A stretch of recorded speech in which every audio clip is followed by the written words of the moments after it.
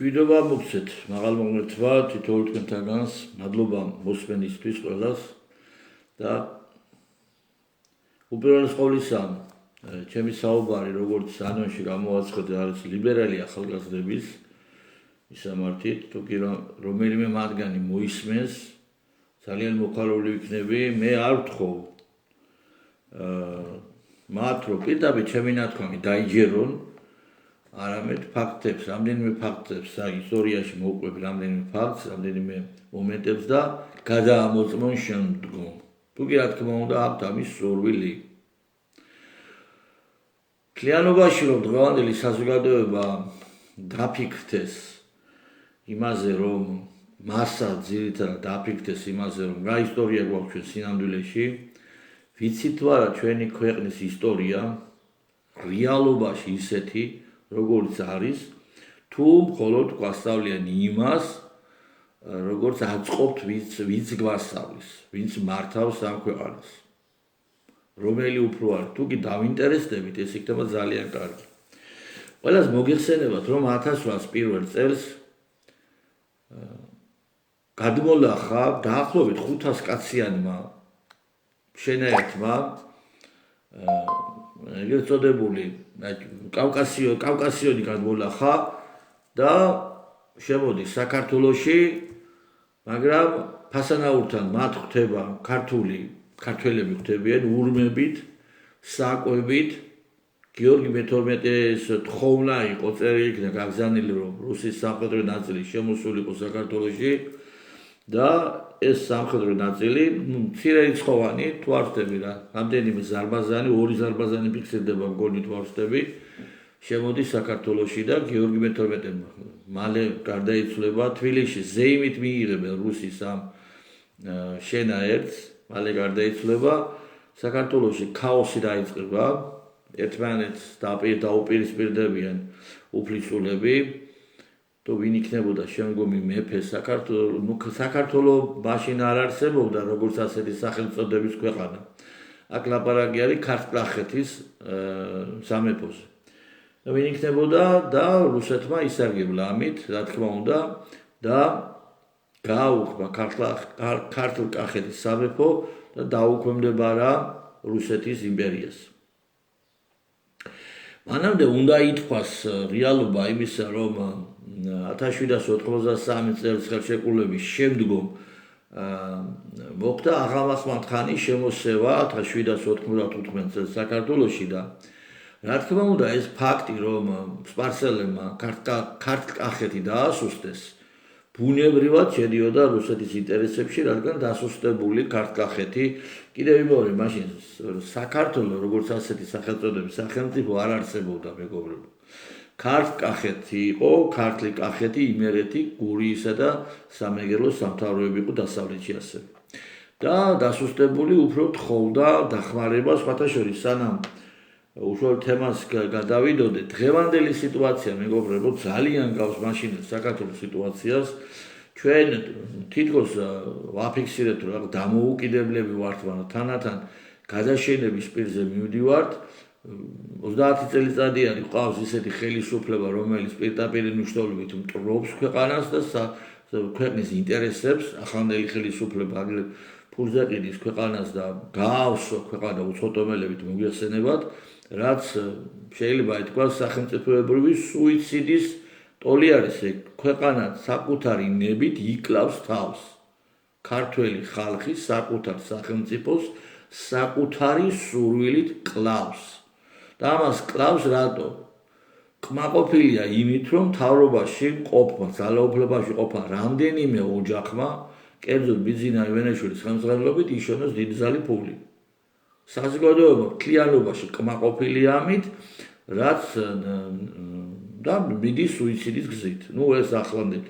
ძალიან გავს მაშინდელ მდგომარეობას და ამ გაჭირვების დროს ქართველი თუკი იმდენად დაუძლურდება და საქართველო იმდენად დასუსტება, რომ აღარაფერი გზა აღარ დარჩება გარდა რუსეთის აქ შემოსვლისა, რომ გადარჩეს. ეს იმას ნიშნავს მეგობრებო, რომ როგორც მაშინ 200 წლის წინ და ცოტა ადრე კიდე დასუსტებული ქართლ-კახეთი შედიოდა რუსეთის ინტერესებში, ახლაც შედის ეს რუსეთის ინტერესებში. ასე დასუსტებული თხოვოთ შეგრულ დახმარება. ამიტომ უნდა გამოვფხიზლდეთ მეგობრებო, გავიღვიძოთ და მივხვდეთ საქართველოს ინტერესებისთვის როგორ უნდა ვიზრუნოთ, გადავარჩინოთ ქვეყანა.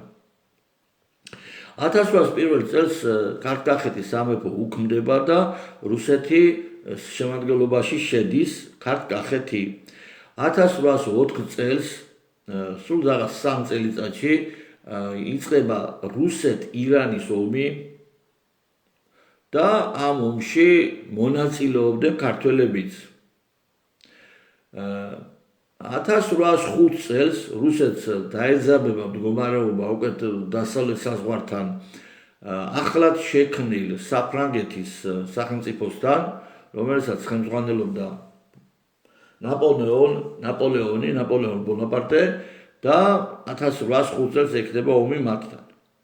ამით ისარგებლებს ოსმალეთის იმპერია და რუსეთს გამოუცხადებს ომს. მაშინ ეს სელიმ მესამე იყო სულთანი, გამოუცხადებს ომს 1806 წელს. და მინდა მეგობრებო, რატო უცხადებს სელიმ მესამე ომს რუსეთის იმპერიას, რა მიზანი აქვს, რისი მიღწევა უნდა მას? ძალიან მარტივია პასუხი. ოსმალეთს უნდა დაიბრუნოს კავკასიაზე სრული გავლენა. ამასთან ერთად ოსმალეთი მიუხედავად იმისა, რომ საუკუნეების მანძილზე ირანის იმპერიასთან საომარ მდგომარეობაში იყო საუკუნეების მანძილზე, ცდილობს ირანის იმპერიასთან დაამყაროს კავშირი და კოალიცია შექმნას და ერთობლივად შეუტიონ რუსეთის იმპერიას. მათი მიზანი არის, ოსმალეთის მიზანი არის დაიბრუნოს გავლენა კავკასიაზე სრულად და ყირიმის ნახევარკუნძულზე. ამ დროისათვის 22,000 ჯარისკაცი ყავდა რუსეთს კავკასიაში უკვე შემოყვანილი, შემდგომ რა თქმა უნდა თავიდან მცირე იყო, მაგრამ ამ დროისათვის უკვე შემოიყვანა 22,000-იანი ჯარი. 22,000-იანი ჯარით უზარმაზარი ოსმალეთის იმპერიის დამარცხება და მით უმეტეს პარალელურად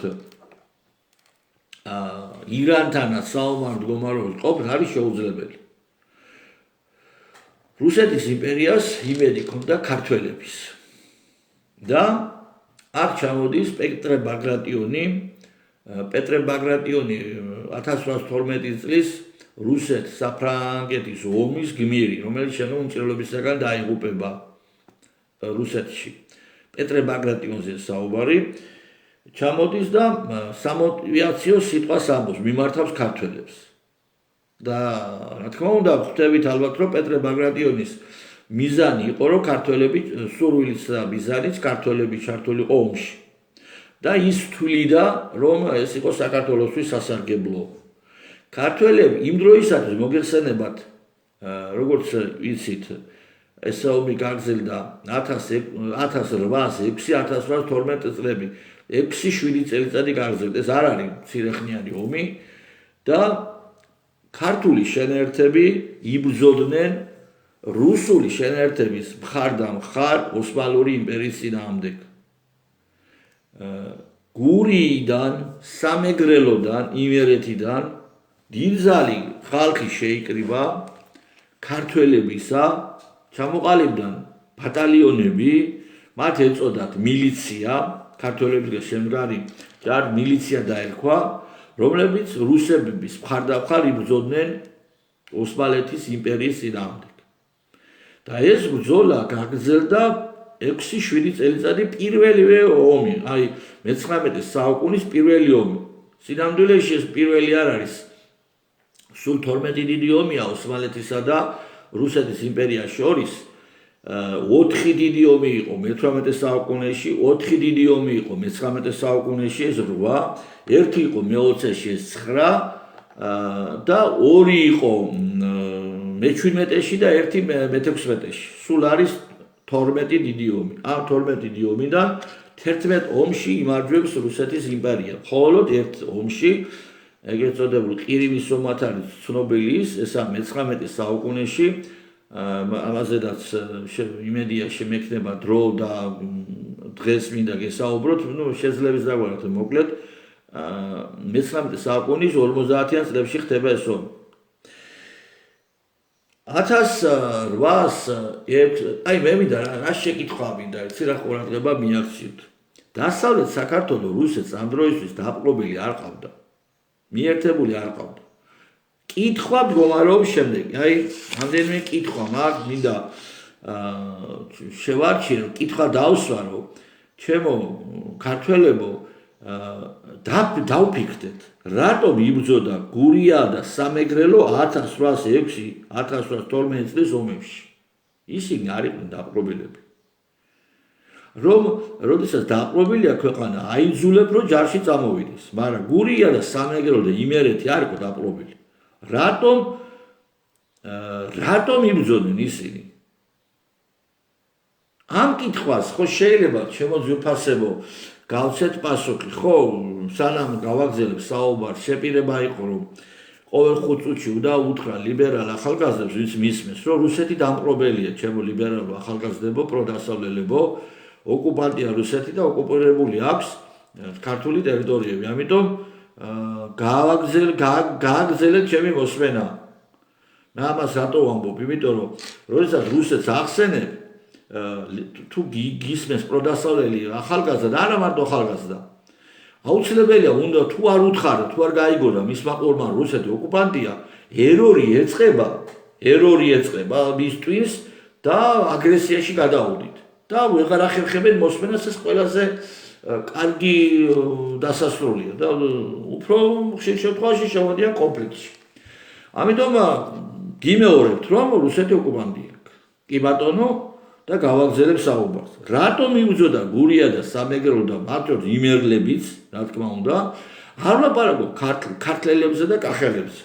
ხო, დაყრობილი იყვნენ ბატონო, ხო, მაგრამ ასე უცებ თუნდაც ქართველები და კახელები ვთქვათ. პირველში დაგიპყრო მტერმა. 5 წელიწადში ასე ბატალიონებს რო ქმნი, ეგრე პირდაპირ არის ვითომ ქართველი იმდენად დამორჩილებული, რომ რომ 5 წელიწადში უკვე შეხედულება შეეცვალა ქართველს ტრის ჯარში მიდის სიხარულით. ეს ეხება? უზარმაზარი რაოდენობის ხალხი იბრძოდა ქართველები 19 საუკუნის პირველ დიდ ომში ოსმალების წინააღმდეგ რუსული ჯარების მხარდამხარ. ხალხი დაიღუპა. აი, ჩამოგიტვით, მე ჩავინიშნე წელი და თარიღები, რომ არ შემეშალოს, იმიტომ რომ მექანიკურად ხო შეიძლება შეეშალოს ადამიანს და ლიბერალები ნამდვილად არ მაპატიებენ. გურია და ოდიში ომში ჩაერთო. 1807 წლის 18 ივნის ქართველებისა და რუსების გაერთიანებულმა ჯარმა გაიმარჯვა მდინარე არაბჩაის სანაპიროზე, ეს 7-ში. 1809 წელს ოდიშისა და გურიის დახმარებით მართაყვას ბრძოლაში დამარცხდა ტრაპეზონის 9000-იანი ჯარი და აიღეს ფოთი 1809 წელს. მეგობრებო, ფოთის აღების ბრძოლა 1809 წელს მოხდა. გურულები, მეგრელები, იმერლები, რამდენი კაცი იქნებოდა დაახლოებით. აქ ლაპარაკი 10,000-ობით ქართველზე. პრაქტიკულად მთელი საქართველოს ახალგაზრდობა იყო იარაღასხმული და იბრძოდნენ რუსული ჯარის კვალდაკვალ. მე მინდა ცოტა გავაკეთო შეჩერება და ოდნავ რაღაც დეტალებზე დავფიქრდეთ. მე როდესაც მე ისტორიკოსი არა ვარ, ჩემო ძვირფასებო, მე ამ ისტორიულ მასალებს ვეცნობი და მუდმივად ვკითხულობ. ძალიან მაინტერესებს ჩემი ქვეყნის ისტორია. და როდესაც პირველად გავიგე ეს დეტალები, მე ვიყავი შოკირებული, აი და კითხვები მიჩნდებოდა, რანაირად ხდებოდა ეს? თუ ქართველმა ასე დამპყრობელთან ასეთი ლოიალური დამოკიდებულება ასე უცებ როგორ მიიღო მთელმა მასამ, მთელმა საზოგადოებამ, რომ 10,000-ობით ქართველი იარაღდება თანახმა და იბრძვის დამპყრობლებთან ერთად. ასე ხდება? ეს ხდება ასე? სინამდვილეში მაშინდელი, ეს ხო მარტივია ამის პასუხი. მაშინდელი საქართველოს მოსახლეობა, კიდევ ვიმეორებ, სიტყვა საქართველოს სახელმწიფო ოფიციალურად გაჩნდა 1918 წელს, როცა დამოუკიდებლობა გამოცხადდა. ერთიანი საქართველო მანამდე შუა საუკუნის სანამ კონსტანტინოპოლი დაეცემოდა ჩემო ძვირფასებო, მანამდე იყო ერთიანი საქართველო. მერე დაიშალა ჩვენი სამშობლო და შუა საუკუნეები იყო ჩვენი ქვეყნისთვის უდიდესი საშინელების პერიოდი. საშინელების პერიოდი მონებად იყიდებოდნენ ქართველი გოგო-ბიჭები შუა საუკუნეებში და 1918 წელს მოხდა სახელმწიფო საქართველოს წარმოქმნა, როგორ კიდევ ვიმეორებ, საქართველოს სახელწოდებით. მანამდე ქართლის სამეფო, კახეთის სამეფო, იმერეთის სამეფო და ასე შემდგომ. და იმ დროისათვის ასე მალე, მინდა გითხრათ, ასე მალე მოხდა ქართველების აზრობრივი ცვლილება, რომ დამპყრობელს უცებ დამპყრობელთან ერთად 10,000-ობით და მაშინ მილიონიც არ ვიყავით უკვე. იმდენად ვიყავით, ამოწყვეტილი ვიყავით, გენოციდის რეჟიმში ვიყავით ქართველები. იმედი ხომ არ იყო ისე, რომ ქართველები იმედის თვალით უყურებდნენ რუსულ სამხედროებს, პრაქტიკულად მთელი საზოგადოება, მთელი მოსახლეობა იმედის თვალით უყურებდნენ და მათთან ერთად იბრძოდნენ ოსმალელი დაპყრობლების წინააღმდეგ. ხომ არ იყო, რომ ქართველში მეხსიერებაში იყო ის, რომ რას აკეთებდა ოსმალური სახელმწიფო ქართველების წინააღმდეგ. სისხლის ტბებს აყენებდნენ, ყოველ თაობაში გენოციდი ეწყობოდა. ყოველ თაობაში ეწყობოდა გენოციდი. როდესაც მე გავეცანი საქართველოს ისტორიას რა კუთხით, მოსახლეობის ზრდისა და კლების მიმართულებით აღმოვაჩინე, რომ საქართველოს მოსახლეობა ქართულენოვანი მოსახლეობა. ამას გულისხმობ, ქართულენოვან მოსახლეობას. მრავლდება იმ პერიოდში, როდესაც ბიზანტიის იმპერია არსებობდა, შემდგომ გრიგოლ ხანძთელიდან დაწყებული და თამარ მეფის ეპოქამდე. მაშინ მრავლდება. მერე უკვე, როდესაც მონღოლები შემოდიან და ბოლოს ბიზანტია, კონსტანტინოპოლი დაეცემა, ჩვენი მოსახლეობა კატასტროფულად წყდება და ქართული მენოვანი მოსახლეობა გამრავლებას იწყებს რუსეთის იმპერიის შემოსვლის შემდგომ. სამჯერ გაიზარდა, 700,000 ხო იყო, 2 მილიონს გადააცილა 1918 წელს თუ არ ვცდებით რაოდენობა დაახლოებით 2 მილიონს გადააცილა და ესე იგი სადღაც სამჯერ გაიზარდა მოსახლეობა და 1990 წელს 5 მილიონზე მეტი ვიყავით. ამ პერიოდში მოვიმატეთ, ხოლო შემდგომ უკვე, როდესაც ჩვენ გავთავისუფლდით რუსეთის იმპერიისგან, ქართული მოსახლეობა კვლავ იწყებს გადაშენების რეჟიმში დგომას. ეს ინფორმაცია რომ მომივიდა და ნახე რამდენიმე ადგილზე, რამდენიმე ისტორიკოსებთან მიკითხავს ხოლმე საუბარი და დამიდასტურეს და ნამდვილად ასე იყო. 1810 წელს ივლისში ქართულმა შენერთებმა აიღო სოხუმი. იმავე წელს შეუტია ახალციხეს, მაგრამ ვერ აიღო.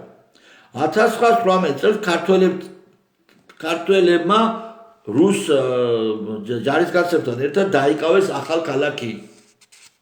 ნახეთ, რომელ ქალაქებზეთვის იყო ბრძოლები. დავაგითვლით, კი ვთქვი, სოხუმი, ახალციხე, ახალქალაქი, ფოთი და შედეგი, როდესაც ხელშეკრულება დაიდო, დამთავრდა ომი და საზავო ხელშეკრულება დაიდო, რუსეთი ჩქარობდა საზავო ხელშეკრულების დადებას ოსმალეთთან, რადგან ასკარად ხედავდა უკვე, რომ საფრანგეთი ძლიერდებოდა და მოიწევდა აღმოსავლეთით და რუსეთში მალე შემოიჭრებოდა, ბუნებრივია და ნაპოლეონ ბონაპარტის ლაპარაკი და ოსმალეთთან უკვე ზავი უნდოდა. ამიტომ ფორტი და ახალქალაქი ოსმალეთს დაუბრუნდა ზავის შედეგად. ანუ ჩვენ რამდენჯერ მიავიღეთ მეგობრებო ეს ქალაქები ამ ომების დროს ქართველებმა, მაგრამ ზავის შედეგად მოხდა ქალაქების დაბრუნება. ბაიაზეთი მაგალითად რამდენჯერმე გვაქვს აღებული ეს ტერიტორია.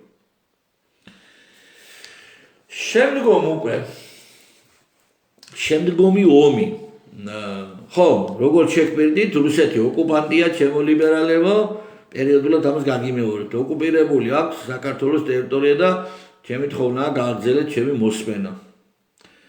ამას ვამბობ, იმიტომ რომ პროდასავლელ ახალგაზრდებში, როდესაც სიტყვა რუსეთს გაიგონებს, თუ იქვე ოკუპანტი არ გაიგონა, ერორი ემართებათ. და აღარ შეუძლიათ მოსმენის უნარი ეკარგებათ. ამიტომ ვიმოორებ მათ რუსეთი ოკუპანტია, ოკუპირებული აქვს ჩვენი ტერიტორიები და გააგრძელეთ ჩემი მოსმენა. კარგი იქნება და თან არ დამიჯეროთ, უბრალოდ ეს ფაქტები რომ გაიგონებთ, გადაამოწმეთ. ნუ დამიჯერებთ მე, გადაამოწმეთ, არის თუ არა მართალი. მე თვითონაც გადამოწმებული მაქვს პირველი ინფორმაცია, როცა მივიღე ამ 19 საუკუნის საქართველოს შესახებ, როცა ვღებულობდი ინფორმაციას, გადავამოწმებდი ხოლმე. თქვენც ასე მოიქეცით. შემდგომ მეორე დიდი ომი რუსეთის იმპერიასა და ოსმალეთის იმპერიას შორის დაიწყო 1828 წელს. 2 წელი გრძელდებოდა ეს ომი და რამ გამოიწვია? ბერძნებმა ბალკანეთის ნახევარკუნძული ოსმალებს ეჭირა, საერთოდ რუსეთ-ოსმალეთის ომი ორ ფრონტზე მიმდინარეობდა. მე-19 საუკუნის ყველა ომი, მე-18 საუკუნის მე მგონი თვართები ბოლო ორი ომი. იმიტომ რომ ბალკანეთი და კავკასია ამ ორი მიმართულებით მიდიოდა ეს ომები. ბალკანეთის ნახევარკუნძულზე დღეს სახელმწიფოებია მეგობრებო, ბერძნები, ბულგარელები, სერბები და სხვები. ემათ რო სახელმწიფოები აქვს, ეს არის რუსული იმპერიის დამსახურება. და 1828 წელს აჯანყება დაიწყო ეს ბერძნებმა, რა თქმა უნდა რუსებმა მხარი დაუჭირეს და დაიწყო ომი ოსმალეთის იმპერიასა და რუსეთის იმპერიას შორის.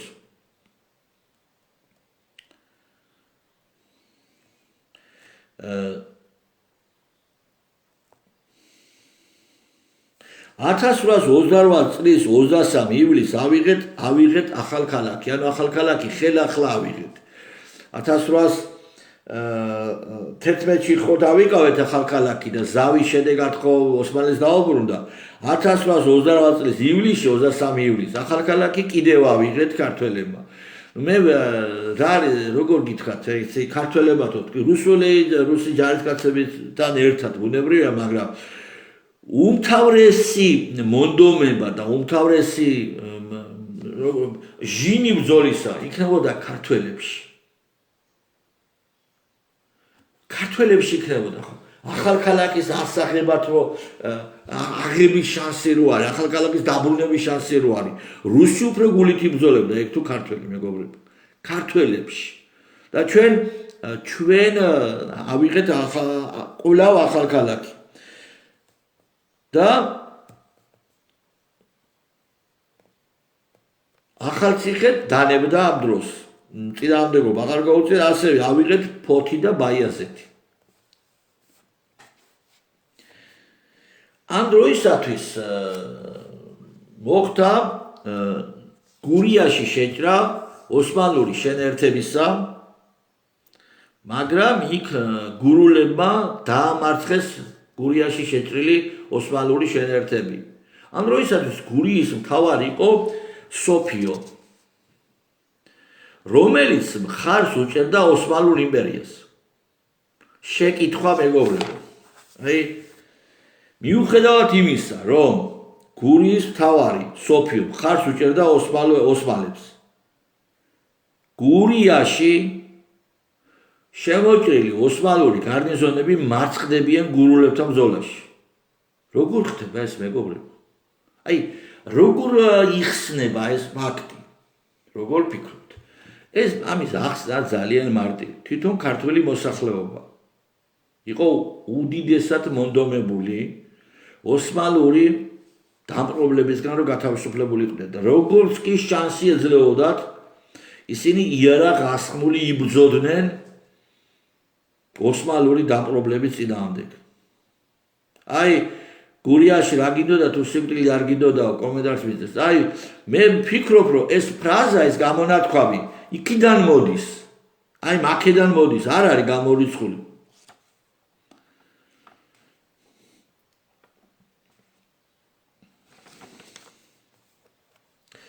ნახეთ ამ დროისთვის 1828 წელს ქართული შენეერთები, რუსებთან ერთად, რა თქმა უნდა.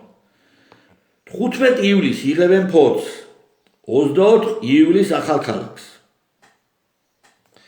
26 ივლისს ხერთვისის ციხეს, 16 აგვისტოს ახალციხეს, 28 აგვისტოს ბაიაზეთი აიღო ალექსანდრე ჭავჭავაძეს და ქართველი გენერლები, ქართველი ჯარისკაცები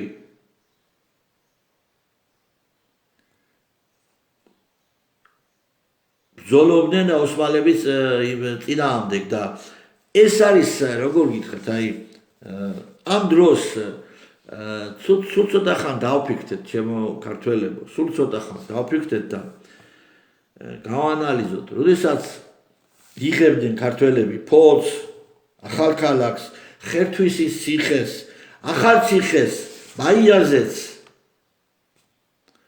რაბდონის ზეიმი იქნებოდა ქართველებში.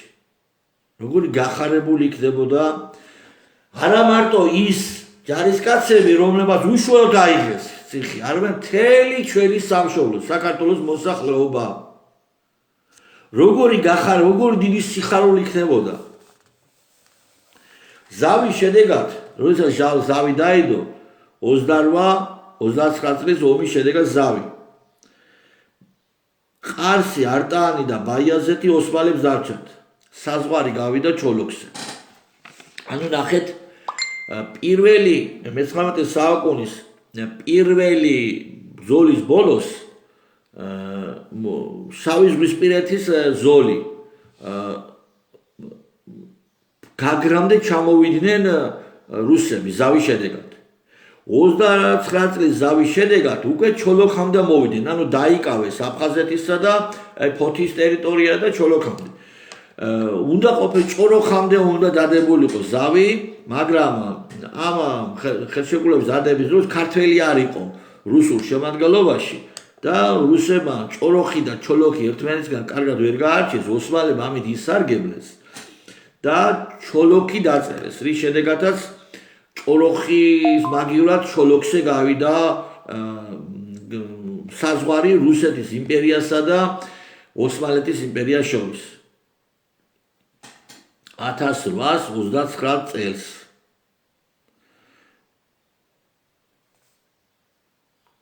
მოატყუეს, ოსმალებმა მოატყუეს რუსები, ჭოროხი, ჩოლოქი. ასე მოხდა.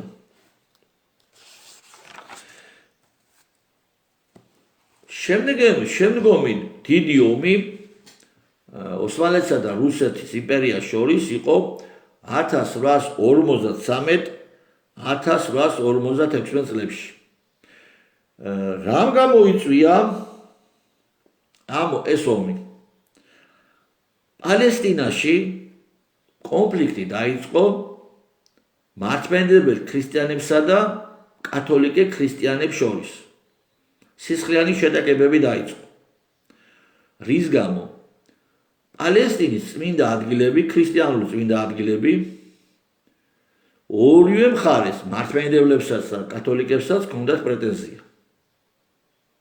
იმ დროისათვის მართლმადიდებლური დიდი სახელმწიფო იყო რუსეთის იმპერია. ბუნებრივია რუსეთის მეფემ იმპერატორი ერქვა ოსმალეთს მოთხოვა რომ ეცნო რუსეთი მართლმადიდებლების მფარველად. ანუ აქ ამ სიწმინდეების დათმობა კათოლიკებისთვის არ უნდოდა რუსეთის იმპერიას, მართლმადიდებლებს დარჩენოდა ამის მომხრე იყო და ოსმალეთს მიმართა რომ ხარი დაეჭირა რუსეთის იმპერიისთვის. ოსმალებმა უარი განაცხადეს ამაზე და დაიწყო საომარი მოქმედებები რუსეთის იმპერიასა და ოსმალეთის იმპერიას შორის. რუსეთის იმპერია იმედოვნებდა რომ ავსტრიისა და პრუსიის მხარდაჭერა ექნებოდა, ოსმალეთს ხარი დაუჭირა ამ ბრძოლაში ბრიტანეთმა და საფრანგეთმა და დაიწყო 4 წლიანი ომი. რა თქმა უნდა, ბალკანეთში იყო ერთი მიმართულება, მაგრამ უფრო მთავარი საბრძოლო მოქმედებები გაიმართა კავკასიაში. იმ დროისათვის გენერალ ივანე ანდრონიკაშვილის მეთაურობით ჩვენ ოსმალები დავამარცხეთ ახალციხესთან. მაგრამ შემდგომ უკვე ოსმალები და შეტევა დაიწყო ყარსის მიმართულებით. ოსმალებმა შავი ზღვიდან შემოვიდნენ გუდაუთას თვალსწრები გუდაუთასთან თუ არ მეშლება არის 70 წლებში გადმოსხეს 1500-იანი დესანტი გუდაუთასთან გადმოვიდნენ შავი ზღვიდან სამეგრელოში მოაოხრეს სამეგრელო და ცხენის წყალამდე მივიდნენ. აფხაზეთი და სამეგრელო იყო მოოხრებული, აწიოკებული. რატო გააკეთეს ეს ოსმალებმა? ყარსის იმედოვნებდნენ რომ ქართველები უკან დაიხევნენ და სამეგრელოს და აფხაზეთის იქ მაცხოვრებლები იყვნენ. ხო, აი 5 წუთი გავიდაო, შემახსენეს. კი, 5 წუთი გავიდა, რუსეთი ოკუპანტია, ჩემო პროდასავლელო ახალგაზრდებო, ოკუპირებული აქვს საქართველოს ტერიტორიები, ამიტომ არ დაგემართოთ ერორი, ჩემს საუბარზე გთხოვთ, გააგრძელეთ მოსმენა. რუსეთი ოკუპანტია. დამშვიდით, რუსეთი ოკუპანტია, გააგრძელეთ მოსმენა. რუსეთი არის საქართველოს დაუძინებელი მტერი. დიახ, გააგრძელეთ მოსმენა, რასაც ვლაპარაკობთ. რუსეთი არის საქართველოს დაუძინებელი მტერი. თქვენ დამშვიდითო და გააგრძელეთ მოსმენა. ამ დროისათვის ანუ ოსმალებს უნდათ რომ ყარსის ციხის აღება შეჩერებულიყო, ამიტომ ზურგიდან დაარტყა ეს ჩვეულებრივი საბრძოლო ტაქტიკა, მაგრამ ჩვენმა შენერთება და ძირითადად მეგობრებო აქ იყო ქართველები. სომხური ბატალიონიც იყო სომხებისგან შემდგარი, რუსებისგან, მაგრამ ძირითადი წამყვანი დამტყმელი ზალა, შემტევი ზალა იყო ქართველები. ყარსის ციხე იქნა აღებული. მაგრამ შავ ზღვაში დარდანელისა და ბოსფორის სრუტით ბუნებრივია შემოდის ბრიტანეთის და საფრანგეთის სამხედრო საზღვაო ხომალდები და რასაც ვერ უძლებს რუსული სამხედრო ხომალდები ვერ უძლებს აქ მარცხდება შავი ზღვის წყლებში რუსეთი ბრიტანელებისა და ფრანგების სამხედრო ხომალდებთან სევასტოპოლი დაეცემა და რუსეთი აღიარებს მარცხს. რის შედეგადაც ჩვენს მიერ აღებული ყარსი რჩება ოსმალეთის შემადგენლობაში, რუსეთის იმპერიას ეკრძალება შავ ზღვაში სამხედრო ხომალდების არსებობა.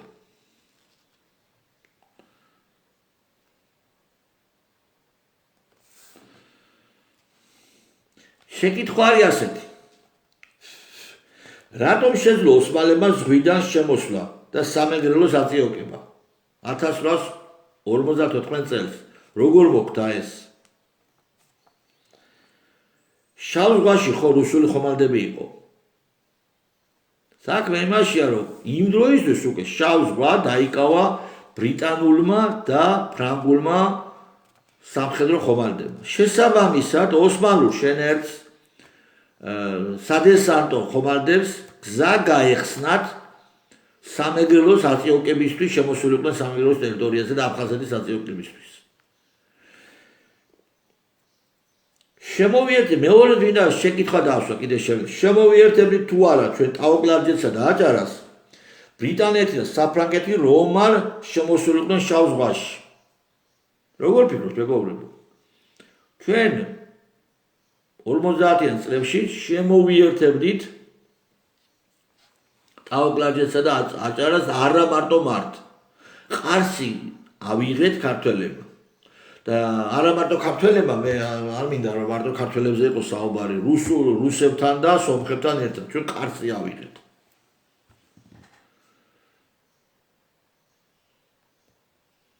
და ეს ტერიტორიები უკვე გადაიქცეოდა ქუთაისის გუბერნიის შემადგენლობაში ყოფ ტერიტორიებად.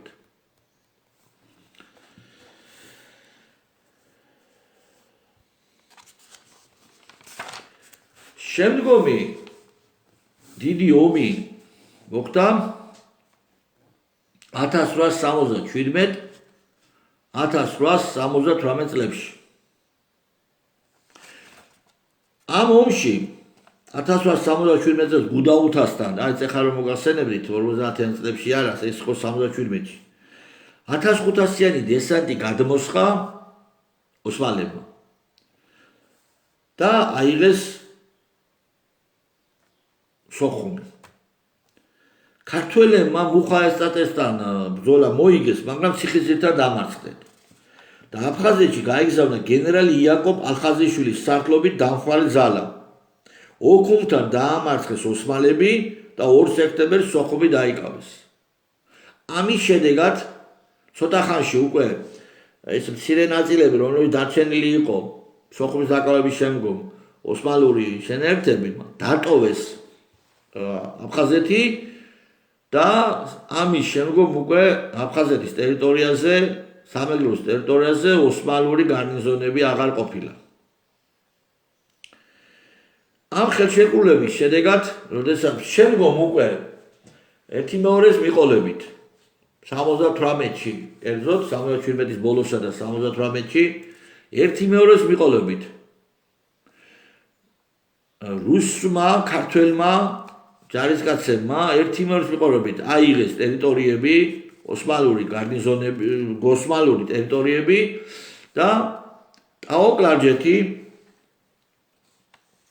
აი ჩამო ყოლა, არტაანი, ყარსი, ბაიაზეთი, აჭარა, შავშეთი, კლარჯეთი, ოლთისი. ეს იქნა შემოერთებული რუსეთის იმპერიის შემადგენლობაში და დაექვემდებარა ქუთაისის გუბერნიას. საუკუნეების განმავლობაში ჩვენი დაკარგული ტერიტორიები შემოერთებული იქნა რუსეთის იმპერიას, რა თქმა უნდა, ოსმალეთის იმპერიისთვის იქნა წარწმეული, მაგრამ 40 წლის გასვლის შემდგომ 1878 წლიდან 40 წელი არის 1918 წელი, როდესაც მეფის რუსეთი დაიშალა. საქართველო აცხადებს დამოუკიდებლობას როგორც ერთიანი სახელმწიფო. მიაქციეთ ყურადღება ერთ გარემოებას.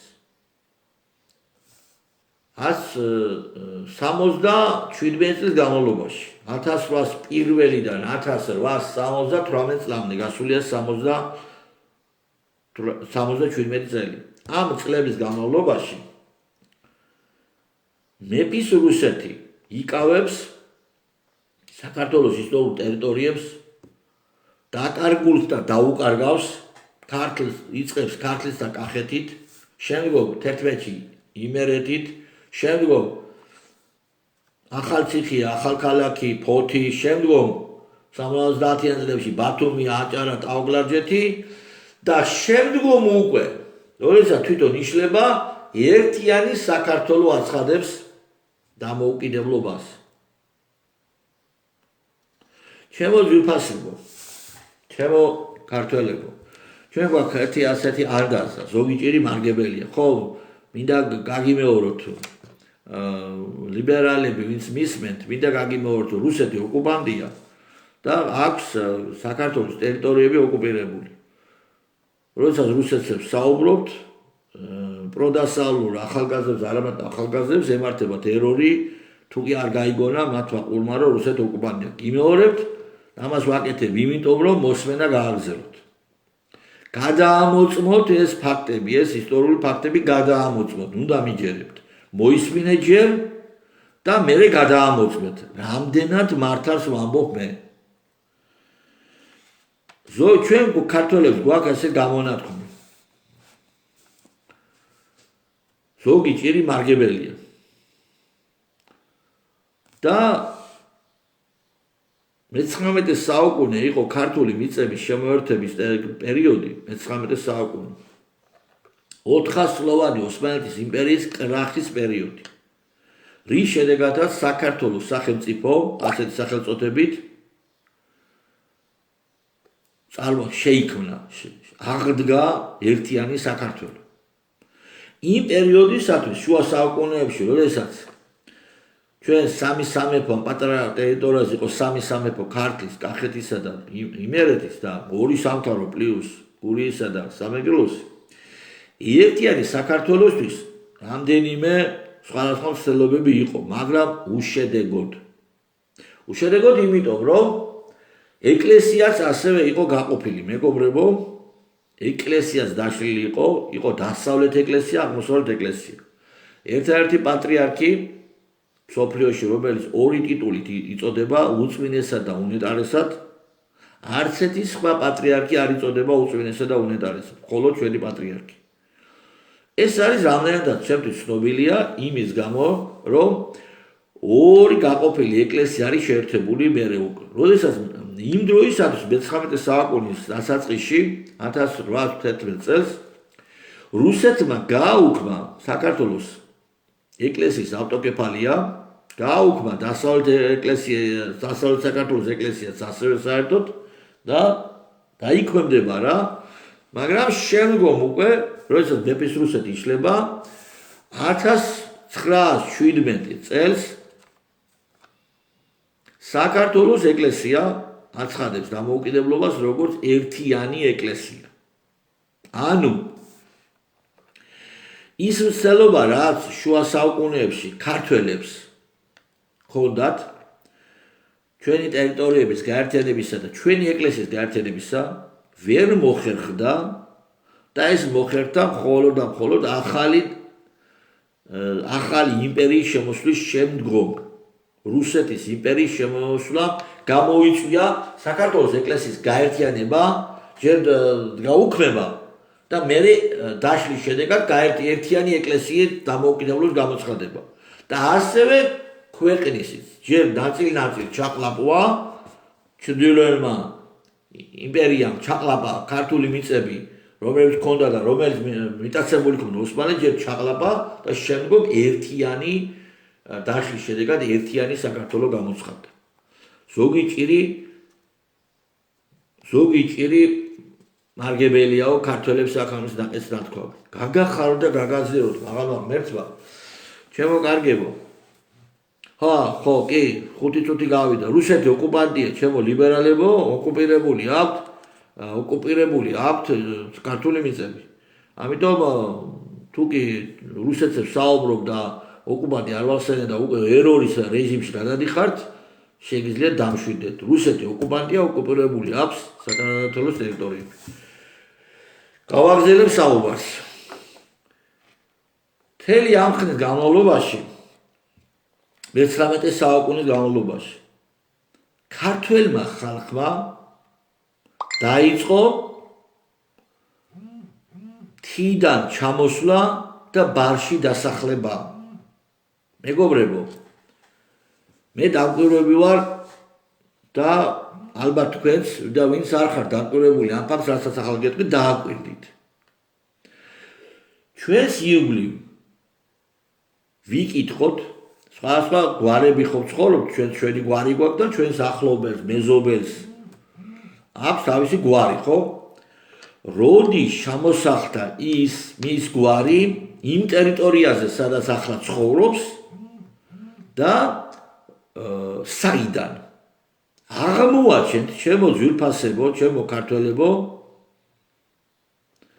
აღმოაჩენთ რომ მე-19 საუკუნეში ჩვენი გვარების 90% მინიმუმ 95% სწორედ მე-19 საუკუნეში არის მთიანი რეგიონებიდან ჩამოსახლებული ბარში ჩამოსული.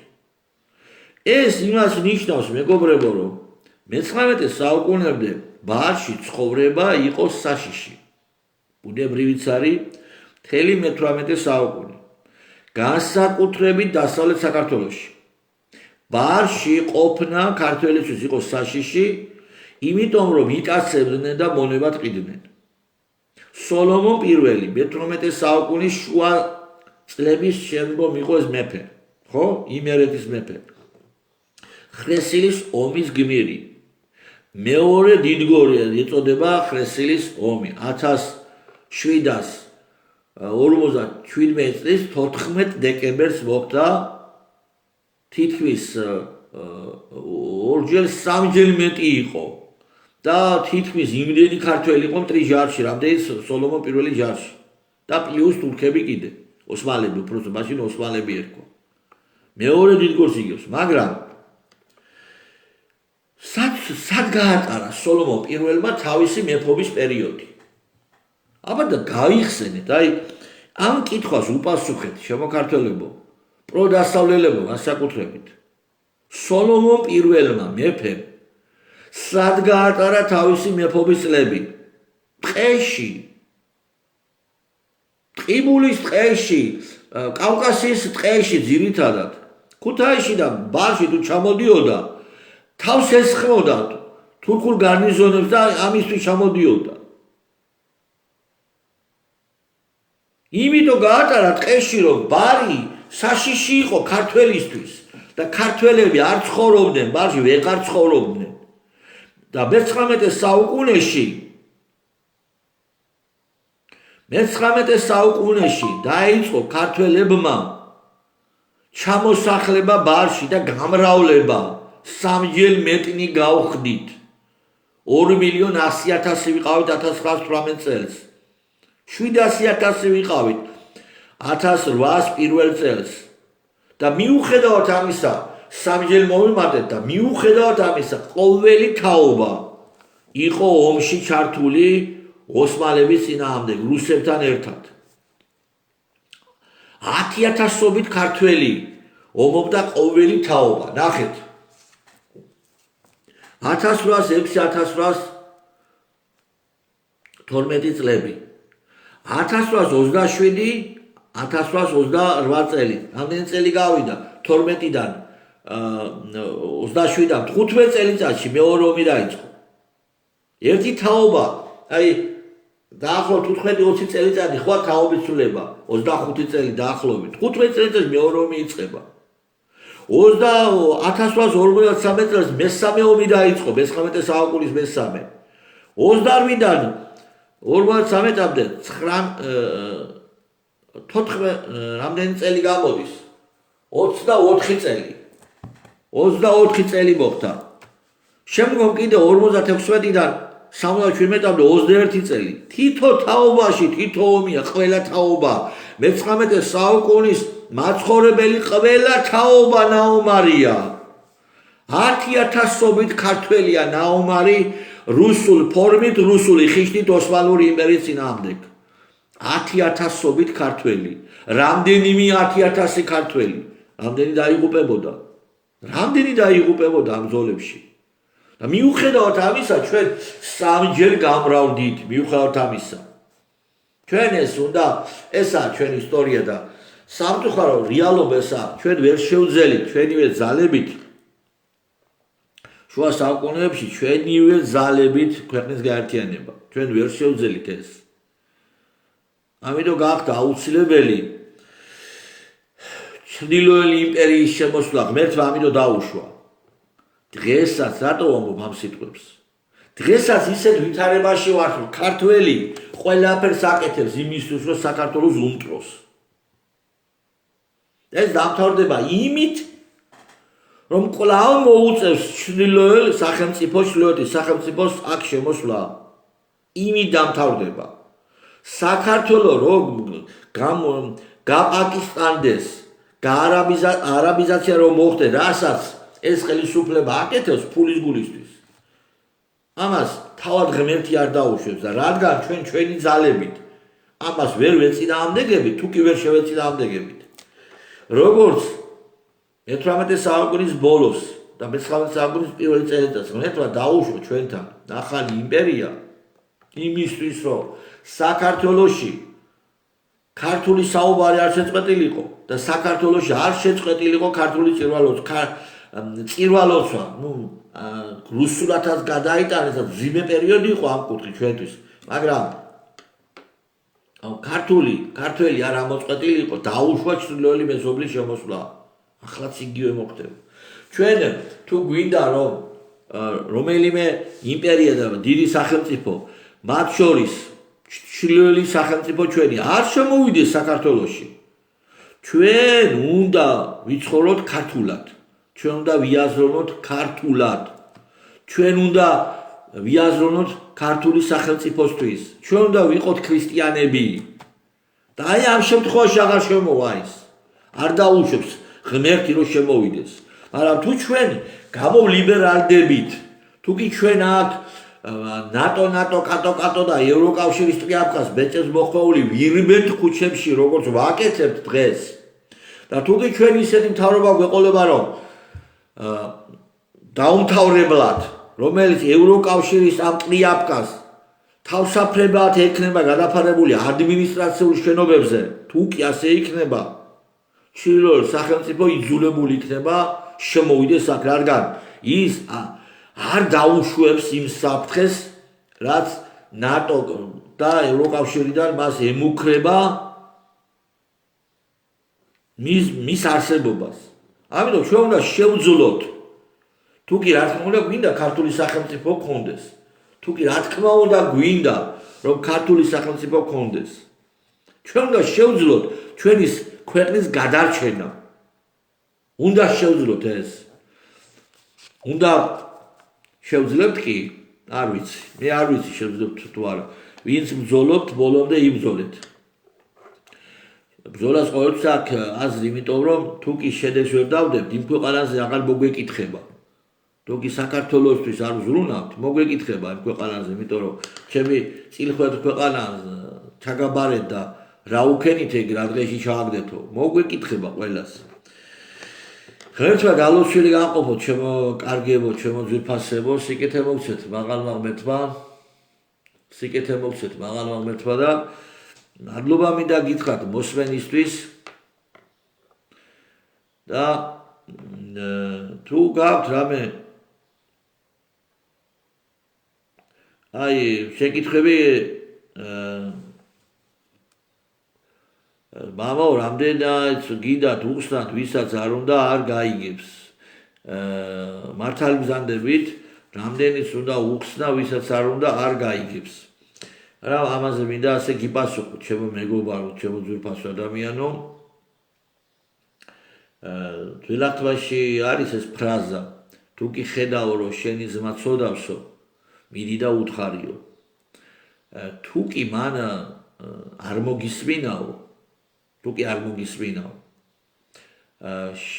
ის დაიჯება თავისი ცოდვილი მდგომარეობის გამო, მაგრამ შენ იქნები თავისუფალიო. მაგრამ თუ კი არ ეტყვიო, ის დაიჯება თავისი ცოდვილი მდგომარეობის გამო, მაგრამ შენს მოგეკითხება შენი გულგრილობაო. ეს წერია ბიბლიაში. და თუ კი მოგისმინაო, ძმა შეგიძენიაო. ამიტომ ჩვენ რა გითხრა, ჩემო ძვირფასო, იცი და ჩემო კარგებო. მე რომ საუბრობ საქართველოს, მე რომ საუბრობ, იმ იმედით კი არ საუბრობ, რომ ამ ჩემი საუბრის მერე ჩემი ქართველები, გინდა ჩემი ახლობლები თუ შორებლები ვენებს გადაიჭრიან საქართველოსთვის და აბა საქართველოს რა გავაკეთოთ, ამ ილუზიებში ვარ. არა მეგობრებო. მე ჩემ საზოგადოებაზე, სადაც მე ვცხოვრობ, ძალიან დიდი წარმოდგენა ნამდვილად არ მაქვს. უფრო მეტიც მე ვფიქრობ, რომ ჩვენი საზოგადოება დღეს არ იმსახურებს, რაცაც ჩვენ როგორც ვცხოვრობთ, ჩვენ საერთოდ სახელმწიფოს არ ვიმსახურებთ. ესაა ჩემი შეფასება. არ ვიმსახურებთ, რატომ იცით? ყველაფერს ვაკეთებთ საქართველოს მტრობისთვის. აი, ხო ამბობთ, რომ აი გაივსო ქვეყანა არაბებით, გაივსო ქვეყანა პაკისტანელებით და ასე შემდგომ. ხო გვაწუხებს ეს ვიღაცებს, ხო გვაწუხებს. მაგრამ სინამდვილეში აწუხებს ხალხს? არა, მეგობრებო, რა ხალხს აწუხებს? ხალხი დროსტარებაზე გადასული. ერთადერთი საქართველოს სახელს ახსენებენ ყარწის დროს საგრძელოებს კარგად ლაპარაკობენ. დანარჩენი მშვენივრად იციან, რომ ამ უცხოელების შემოსვლით ფულს აკეთებს ეს ხელისუფლების რამდენიმე ოჯახი. მშვენივრად იცის ყველა, მაგრამ სულ ერთია მათთვის. თანამშრომლობენ ქვეყნის გამყიდველ ძალასთან. რატო თანამშრომლობენ? თვითონაც კარგად იყვნენ ფინანსურად. საქართველოს ქართული მიწა ჩვენ საზოგადოებას დღეს არ აინტერესებს. მცირე ნაწილია. ასევე არათუ ქვეყანა და მიწა-წყალი არ აინტერესებს. დღევანდელი საქართველოს მოსახლეობის მარტო ქალბატონებს ვამბობ, მამაკაცების ასევე, მაგრამ ქალბატონები რატო ვიცი, დედები ქირქილებენ და იცინიან საკუთარი შვილების სიკვდილზე. აბა ყველას ვარ გავაჩენთ, ხი, ხა. ამაზე იცინიან. როდესაც ქართველ დედას, ქართველ ქალს ელაპარაკები, რომ აბორტი არის შენი შვილების დახოცვა, იცინს, აბა ყველას ვარ გავაჩენთ, ხი. იცინიან ამაზე. და ერი რომელიც უმრავლესობა საკუთარი შვილების სიკვდილზე icinis და კირკილებს ფულს იხდის, კაცო, ქართველი დედები ფულს იხდიან იმაში, რომ საკუთარი შვილები დაჩეხონ, ნაკუწება და გადაყარონ. კაცო, ფულს იხდიან ამას. აბორტში ხო ფულს იხდიან. ამას აკეთებენ და რატო უნდა გქონდეს ჩვენ სახელმწიფო და ერი რატო უნდა გვეწოდებოდეს? 1 და 2 აკეთებს ამას? თუ მასიურად აკეთებს საზოგადოების, არ ვიცი რამდენი პროცენტი. არ ვიცი, ვინც არ აკეთებს, ჩემი უდიდესი პატივისცემა თქვენ. შემოგარგებო. აქ უკვე დეპორტი თუ რეპორტი რაც ქვია TikTok-ზე გააკეთეს, ამიტომ იზოლებული ვარ TikTok-ი გავთიშო. და შესაბამისად დავამთავრებ ამ საუბარსაც, მადლობა მოსმენისთვის და მადლობა რომ მაცალეს მინიმუმ 55 წუთი მაინც საუბარი. რაღაც ის თქვა მაინც შევძერ. გაგახარ და გაგაზირო თუფალმა. ჩვენ ყველა ჩვენ საქმეს ვაკეთებთ, მეგობრებო. ვიღაცა ლაპარაკობს და ცდილობს საქართველოს გადაარჩინოს და ვიღაცა კიდევ და უმრავლესობა ძირითადად ჩემი აზრით ცდილობს ვინც ცდილობს საქართველოს გადაარჩენას, მას იბრძოლოს. გაგახარ და გაგაზირო თუფალმა, სიმტკიცე მოგცე თუფალმა. ასე რომ მინდა ვიძულებული ვარ გავთიშო უკვე TikTok-ი და მე როგორც მირჩიეს თუ დაველოდები თვითონ გაიტიშება, ეს საზიანო არისო. დაგლოცოთ მაღალმა ღმერთმა. მადლობა მოსმენისთვის.